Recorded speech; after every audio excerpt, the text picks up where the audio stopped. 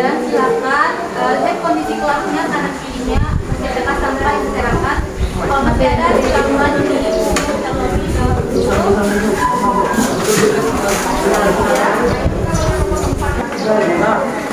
baik, sudah bersih semuanya.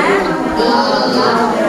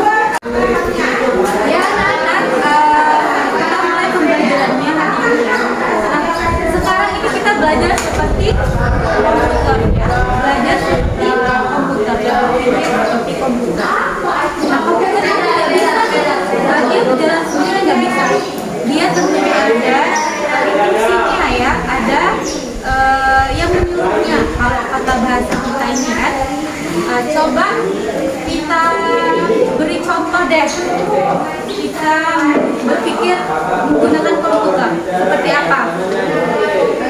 Ada yang tahu nggak? Berpikir komputasional. Ada yang tahu nggak? Siapa yang tahu? Ya, jadi komputer itu tidak bisa menebak. Kita harus memberikan instruksi yang logis dan urut ya. Apri,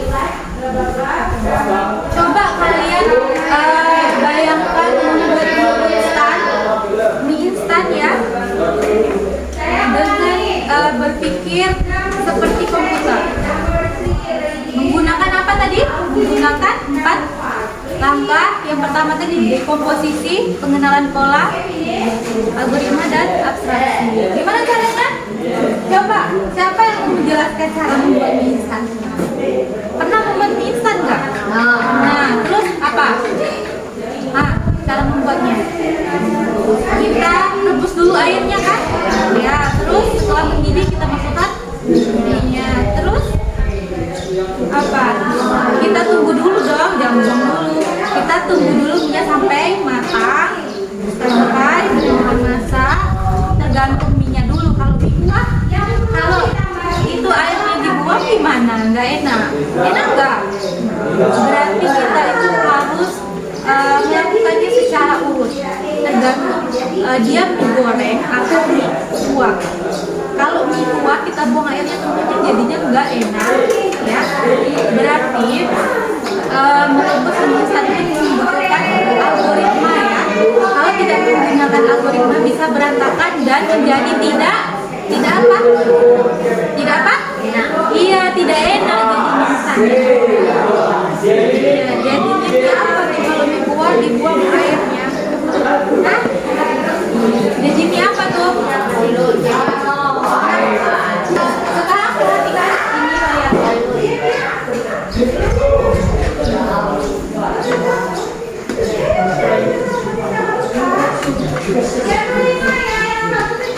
nih ya. Kita mengaitkan cara memasak mie instan ini menggunakan komputer atau berpikir secara komputer ya. Berpikir komputasional menggunakan 4 tadi. Apa 4 tadi? 4 pilar tadi. Kenapa ini dipakai? Apa? Ya. Jadi dekomposisi ini memecahkan bagian-bagian kecil yang lebih mudah dikelola. Contohnya kalau masak mie instan apa? Kalau dekomposisi ini yang besar menjadi kecil. Cara membuat instan gimana? Lihat bukunya itu ada satu. Lihat lembar yang ini lembar jawabannya. Lembar ini dibuka. Yang dekomposisi itu adalah dibaca silakan. Kalau dekomposisi gimana? Yang kecil, yang besar menjadi kecil. Ya, Ramon. Yang pertama gimana kita merebus menggunakan dekomposisi.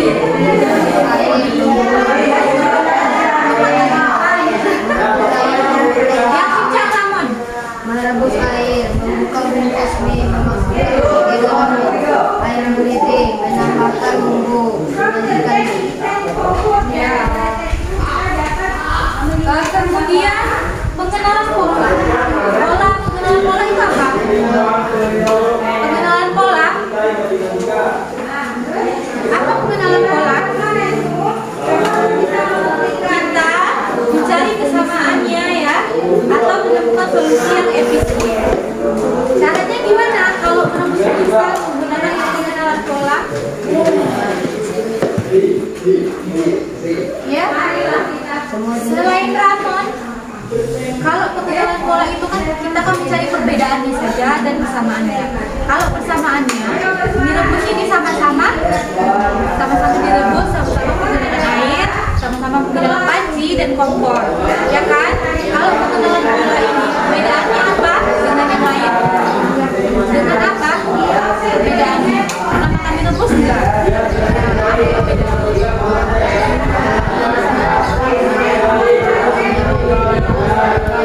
Ya, itu kan kesamaannya tadi. Perbedaannya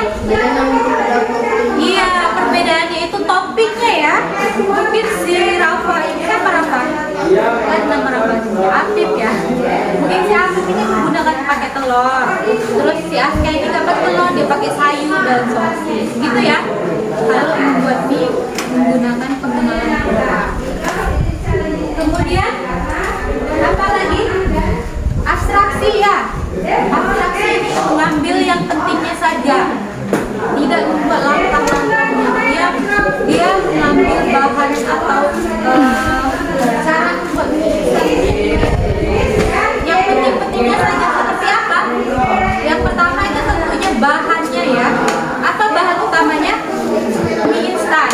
Kemudian alatnya, apa alatnya? Panci. Kemudian air ya, dan kompor. Nah itu kalau apa tadi? Abstraksi ya. Abstraksi itu mengambil yang penting-pentingnya saja, tidak berurutan ya, tidak ada urutan dan tidak ada langkah. Sedangkan kalau algoritma bagaimana? Dia terurut, tersusun dan mempunyai langkah-langkah yang logis. Seperti pada kemasan mie instan itu sudah ada tuh. Kan ada kan di belakang kemasan mie instan cara membuat mie instan. Rebus terlebih dahulu mie instannya, ya kan? Didihkan air, kan seperti itu. Oke, sampai di sini ada yang mau ditanyakan? Sudah paham sampai di sini? Sudah? Diskusi ya, membahas tentang algoritma dalam memecahkan masalah di kehidupan sehari-hari. Jadi kalau menurut kalian membuat mie instan tanpa urutan yang jelas itu enak nggak? Berantakan nggak? Enggak. Apa yang enggak? Kalau nggak berurut, kalau nggak jelas, misalnya kan kita taruh panci, terus kita masukkan bumbunya terlebih dahulu. Nah, enak nggak? Enggak ya, nggak enak tentunya. Berarti kita harus membuat mie instan itu terurut sesuai dengan langkah-langkahnya supaya enak. Kayaknya sih Askari sering makan bumbu. Ya. Oke. Nah, selain komputer, apa nih yang menjadi instruksi? Yang membutuhkan instruksi? Ya, Viko.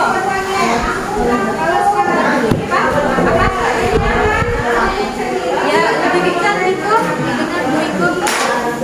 Ya, jarak ke sekolah. Lanjut. Kalau jarak ke sekolah itu gimana?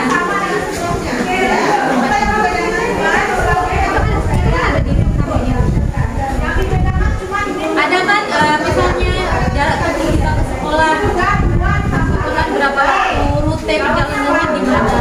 Kalau yang di Mondo ya, Farid apa tadi? Apa tadi Farid? Apa usah jelaskan tadi Farid?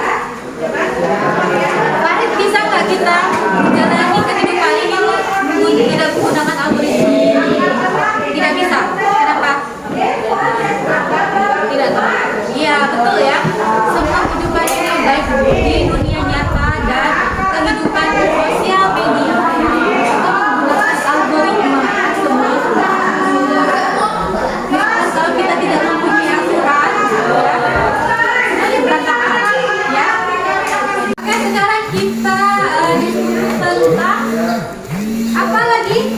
Etika literasi digital, ya. Kita harus ini menjadi warga digital yang bertanggung jawab, ya. Pernah nggak kalian mendapat kiriman atau menerima berita di WA, di IG, di TikTok, berita palsu? Beritanya ternyata hoax. Gimana sih kalian cara mengenalinya? Kok ini bisa hoax? Kalian tahu itu hoax? Hah? Ya gimana caranya kalian tahu kok itu bisa hoax sih? Kalian tahu dari mana itu? Ya, telusuri apa yang telusuri? Telusuri sumbernya ya. Kita cari tahu sumbernya itu dari mana ya. Kita saring dulu sebelum di-sharing ya. Iya. Iya enggak?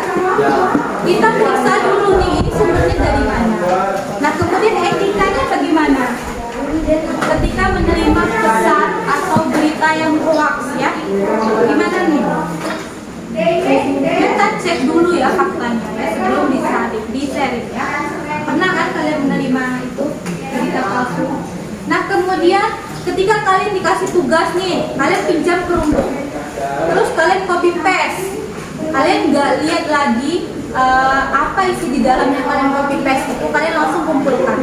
Nah itu apa namanya? Plagiarisme atau plagiat ya. Jadi itu nggak boleh. Itu namanya mengambil hak cipta orang ya. Itu nggak boleh ya. Pernah seperti itu? Kalian mencari tugas, terus kalian langsung copy paste, kalian salin, itu nggak boleh ya. Etikanya bagaimana, Afif?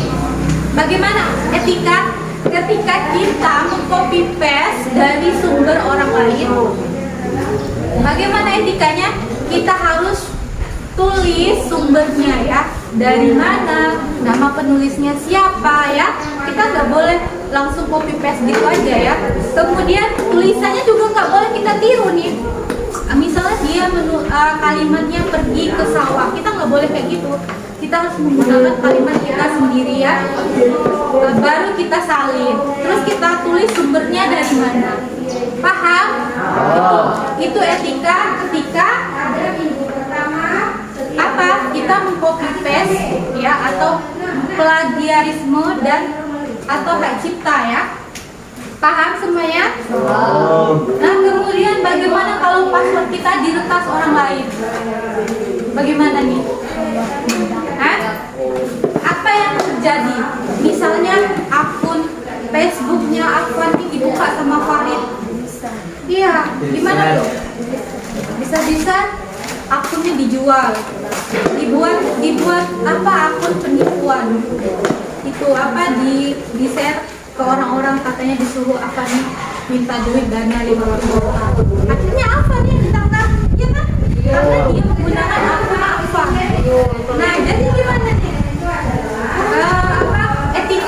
Etika menggunakan supaya akun kita tidak diretas.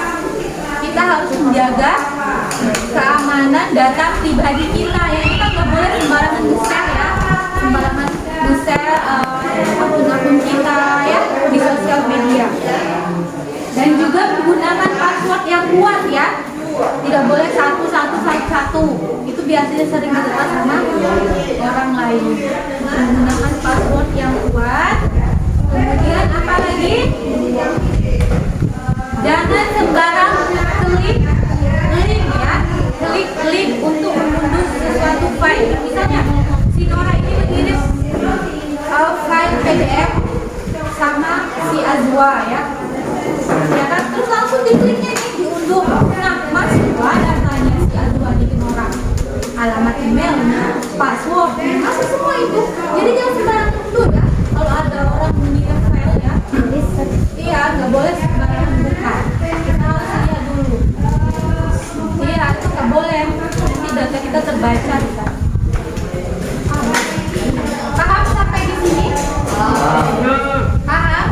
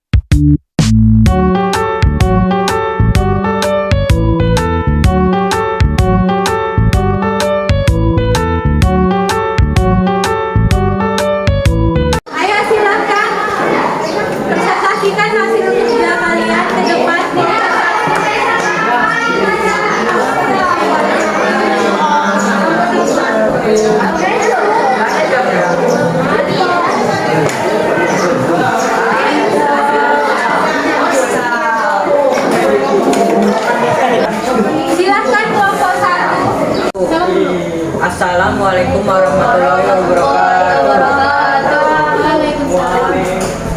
Kami dari kelompok 1 akan mempresentasikan hasil diskusi kami tentang proses login ke akun email secara aman, yaitu 1.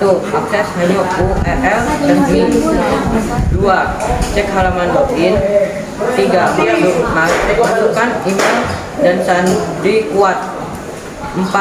Jaringan aman. 5. Aktifkan dan selesaikan MFA. 6. Jika gagal login, batasi percobaan miss 3 kali, lalu kunci sementara dan arahkan ke pemulihan akun reset sandi via email nomor terverifikasi. 7. Setelah masuk, jangan klik ingat perangkat pada komputer umum. Tinjau aktivitas login terakhir, lokasi dan perangkat. 8. Selesai, lalu logout dan tutup browser, terutama di perangkat bersama.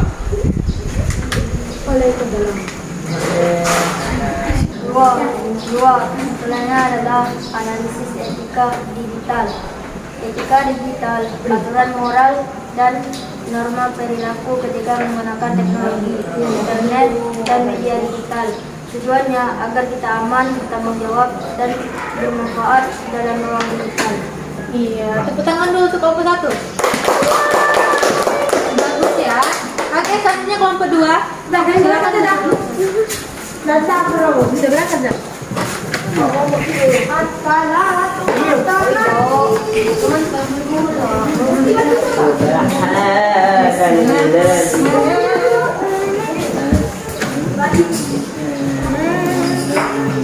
Assalamualaikum warahmatullahi wabarakatuh.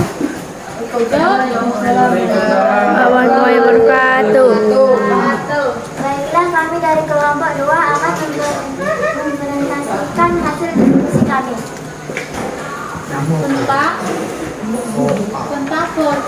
tentang proses login ke akun email secara aman dan analisis etika digital.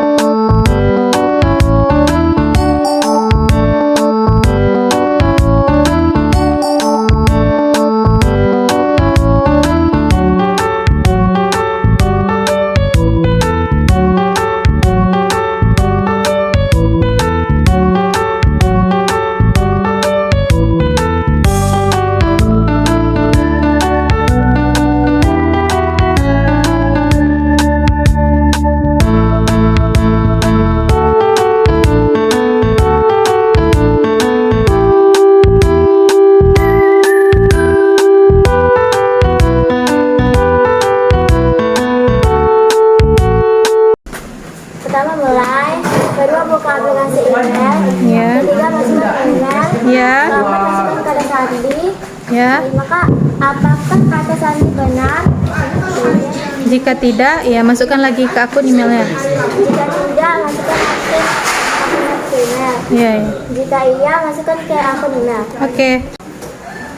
Ya, bagus sekali anak-anak ustazah. Hasil yang kalian presentasikan itu sudah sesuai dengan algoritma yang kompleks, yang urut dan logis ya. Tadi kelompok 1 dan kelompok 2 ya sudah menunjukkan hasilnya. Yang tadi ada tentang keamanan ya. Yang kedua ada menggunakan gambar juga ya, langkah-langkahnya atau algoritmanya. Tepuk tangan dulu untuk kita semua.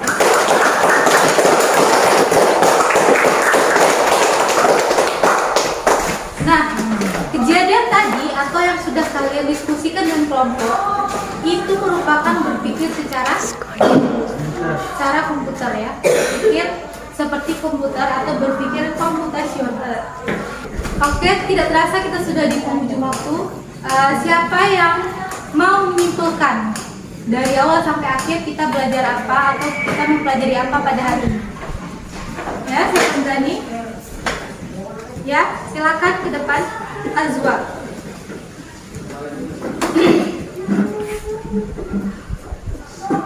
Saya belajar kalau algoritma itu seperti ronsen, harus ada urutan yang jelas. Ternyata komputer bekerja dengan cara berpikir sistematis, bukan menebak-nebak. Saya jadi tahu cara login email yang aman supaya tidak kena Tidak kena hacker. Ya, biar tidak diretas ya. Kemudian penambahannya lagi, ada nggak? Masih kurang ya? Apa lagi tuh? Ada yang menambahkan? Afwan, silakan duduk Azwa. Afwan. Boleh macam.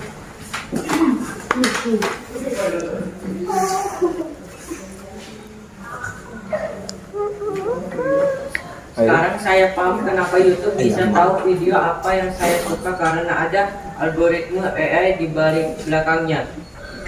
Saya masih penasaran gimana caranya menulis algoritma pakai bahasa pemrograman. Sudah? Itu aja? Iya, bagus ya. Tepuk tangan dulu untuk Afwan dan Azwa.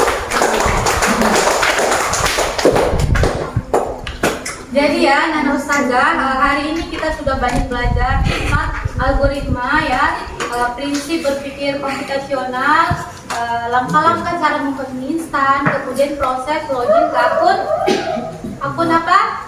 Akun email ya. Kemudian kita mempelajari etika dalam menggunakan apa? Menggunakan digital ya. Seperti apa tadi? Hoax, plagiarisme atau plagiat, kemudian keamanan data ya. Sampai di sini ada yang mau ditanyakan?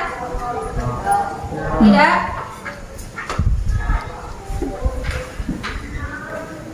Nah, sekarang pengaitan penerapan AI ya. Sekarang coba kita hubungkan materi kita tadi ya ke artificial apa itu? Intelligence atau AI ya. Pernah dengar AI? Apa itu AI? Hah? Tahu nggak AI itu apa? Kecerdasan buatan. Iya, kecerdasan buatan seperti apa? Robot ya, Google Translate ya. Terus video-video yang direkomendasikan di YouTube itu merupakan AI. Sudah pernah menggunakan AI? Belum. Ada yang sudah? Contohnya? ChatGPT. Ya, terus kalian bermain game nggak? Nah, itu menggunakan AI itu ya. Nah, semuanya itu menggunakan algoritma yang sudah tersusun secara kompleks, ya. Paham? Paham. Ya, seperti kamera HP ya, kan ada tuh. Kalau dibuka sidik jari kan keluar pengenalan wajah, terus sidik jari. Ya, itu merupakan AI ya. Jadi untuk pertemuan berikutnya kita apa lagi pertemuan berikutnya? Membahas tentang menulis algoritma ke dalam bahasa pemrograman. Ya, supaya komputer kita ini bisa berjalan dengan sesuai yang kita inginkan ya. Kita semakin paham bagaimana AI bekerja, bagaimana kita bisa mengendalikannya, bukan hanya memakainya. Oke, tidak ada lagi yang mau ditanyakan? Baiklah, Nana Ustazah, waktu kita sudah habis. Silakan pimpin doa ketua kelas.